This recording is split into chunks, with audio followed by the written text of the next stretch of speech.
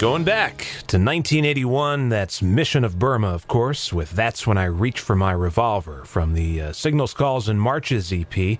One of the few songs on that EP that Roger Miller didn't have a hand in writing, but he is playing on that track. Clint Conley wrote that. Roger Miller was and is a founding member of Mission of Burma, and outside of Mission of Burma, who, by the way, are back in action, playing shows, putting out records, he's also in Birdsongs of the Mesozoic, and they have a new compilation CD coming out very shortly called Dawn of the Cycads, which collects a lot of their 80s material that Roger Miller had a hand in. He was a member at the time. And they're playing next Friday at Mercury Lounge. So, Roger Miller is our guest tonight, and, well, first of all, thanks for being on the show. My pleasure. Before we talk about this new compilation coming out on Cuneiform from the other band that you're in, maybe we should talk briefly about the first band. Well, not the first band you were in, but the band that all of us know and love, Mission of Burma, who recently reformed a few years ago. It was actually 7 years ago. I know. It's funny. When I think of 2002, I think of it as being like, oh, what was that, last year, the year before? But no, actually, it is quite some time. Yeah.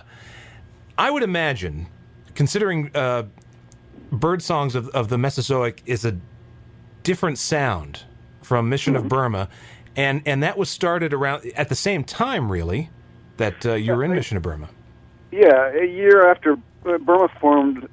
Our first show was April Fool's Day in '79, and in April '80, I started becoming friends with Eric again, and he offered me his studio to record some of my piano pieces that I had, and this became a track by Birdsongs of the Mesozoic. And then we were asked, because we had submitted this track to a compilation from Boston, we were asked to perform at their record release party. I was going to say CD release party, but those days there were no CDs. Right. And so then I put a band together, and we played our first show. We had 3 songs, and the last one was the song Triassic, Jurassic, Cretaceous, which was pretty much out of control. It's just like a repeating left hand.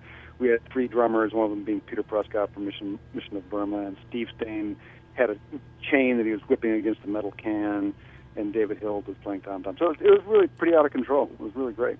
But it was kind of my idea of blending rock and kind of improvisation with a classical blend. Like I'd already had this idea in '74. And it just so happened that by '80, I had the means, by working with Eric and these other players, Rick and Martin, that there was a means for this idea to come to fruition. Now, I would imagine, though, that, obviously you have members from Mission of Burma in this band, and you would have fans, crossover fans, right? There would be some. There would be some, and they would sort of expect, maybe something along the lines of Mission of Burma. Did you ever get any situations where people were saying, "Oh my God, this is completely different"? Oh yeah, there were some people who didn't like the band at all. They thought it was a complete waste compared to Mission of Burma. And then we had other fans that really liked Birdsongs of the Mesozoic, but didn't like Mission of Burma. Right. But then there were those that liked both, and that's obviously what attracted me the most. Is let's be open-minded about this and really see what's going on. Why did Mission of Burma fold the first time, and then the decision to reform? Well, the first time I was getting really bad tinnitus, and there would be these sounds that would appear in my ears, and they would never go away, and I would hear new ones appearing, and it got to be like really kind of psychologically disturbing. And I said, I still want to be able to hear it when I'm 50, so I'm going to quit the band. And now I'm over 50, and I'm talking to you on a cell phone, which is really bad fidelity. Yeah. And even though, since I've reformed in the band, since the band has reformed in 2002, and, my tinnitus has, I would definitely say, gotten somewhat worse, but, I'm still talking to you over a cell phone, so my goal of being able to hear when I hit 50 is pretty much been borne out. Well, listen, it's a common problem. I mean, it's an occupational hazard. Yeah, absolutely. And even someone like a William Shatner has tinnitus, which, I mean, obviously... If we could all be as great as William Shatner, and even it would be worth the tinnitus. You had another side project. Well, I don't want to call it a side project, but just another ancillary project to Mission of Burma called Alloy Orchestra.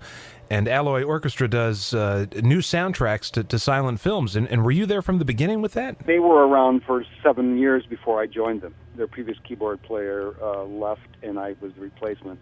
So they were a full-on band. They were already playing the Telluride Film Festival, playing internationally. So I joined a group that was already well-oiled and has since performed even more. We were just all over the Midwest and the West Coast. We just played the Academy of Motion Pictures in L.A., where they have those giant copper guys with swords. Sure. Yeah, no, we get around. No, we're still very active. We play 40 or so gigs a year, and every year we learn a new film. Do you ever take a break? A few hours here and there. That's what it sounds like. That's all I'm good at. I'm good at this. Apparently, I'm at least a tolerable composer and performer, and I feel like that's what I should be doing. So even when it sometimes drives me insane, I would rather do this. How did you get hooked up with Cuneiform and that they're releasing this the compilation? Well, they always had interest in Birdsongs of the Mesozoic, even when we were on Ace of Hearts. Right. I think he became interested around then, and when the group continued after I left in '87, they moved to Cuneiform, and Cuneiform's been putting out the records for the last 15, 20 years. And they put out a earlier compilation of outtakes called the Fossil Record that I was involved in. Right. It was like early '90s or something. But this upcoming show is kind of a reunion gig for you in a way, isn't it? Yes, it is. Cuneiform, they expressed interest in reissuing the Ace of Hearts work by Birdsongs of the Mesozoic, and Rick Hart, who was the head, was totally overjoyed and really worked incredibly well with us on this, and Steve. We owe a lot to Rick on this, and yeah. So it's all the early stuff, and then there's also some live tracks, like 7 or 8 tracks that would have never been released before, and so it's the old stuff. We're going to be touring, doing that material, the stuff when I was in the band, which is a little rockier than the stuff that they are. They later did, right? Yeah. Mm-hmm. I mean, I'm a rocker no matter what I do. So if you get me around, it's going to start rocking a little bit. So tell us about new music that might be coming our way, either from Mission of Burma or other projects that you're working on. Well, Mission of Burma has a new album due out October 6th called The Sound, the Speed, the Light on Matador.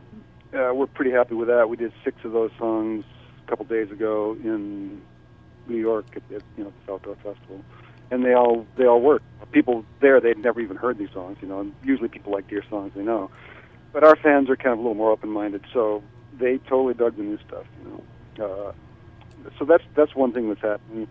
The Alloy Orchestra is touring with the film Man with a Movie Camera by Dziga Vertov in 1929, one of the killerest films ever made.